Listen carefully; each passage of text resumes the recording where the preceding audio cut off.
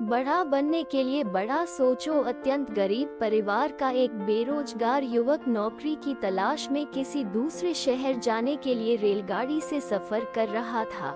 घर में कभी कभार ही सब्जी बनती थी, इसलिए उसने रास्ते में खाने के लिए सिर्फ रोटियां ही रखी थी।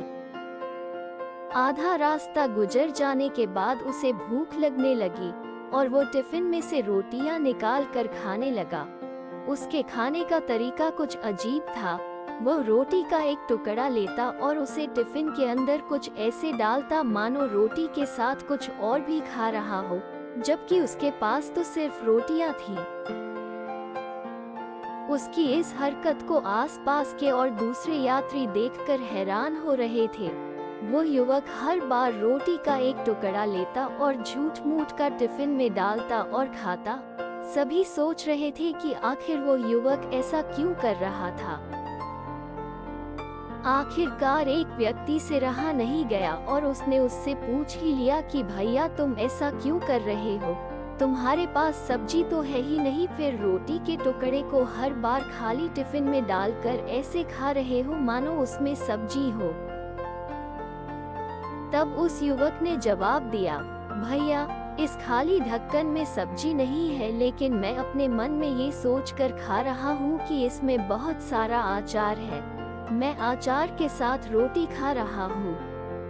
फिर व्यक्ति ने पूछा, खाली ढक्कन में अचार सोचकर सूखी रोटी को खा रहे हो तो क्या तुम्हें अचार का स्वाद आ रहा है?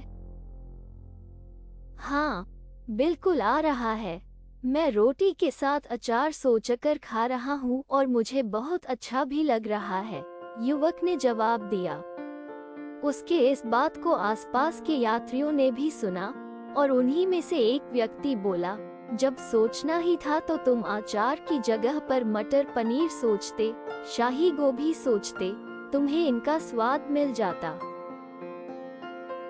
तुम्हारे कहने के मुताबिक तुमने अचार सोचा तो अचार का स्वाद आया, तो और स्वादिष्ट चीजों के बारे में सोचते तो उनका स्वाद आता। सोचना ही था तो भला छोटा क्यों सोचे, तुम्हें तो बड़ा सोचना चाहिए था। मित्रों, इस कहानी से हमें ये शिक्षा मिलती है कि जैसा सोचोगे वैसा पाओगे। छोटी सोच होगी तो छोटा मिलेगा, बड़ी सोच होगी तो बड़ा मिलेगा। इसलिए जीवन में हमेशा बड़ा सोचो, बड़े सपने देखो, तो हमेशा बड़ा ही पाओगे।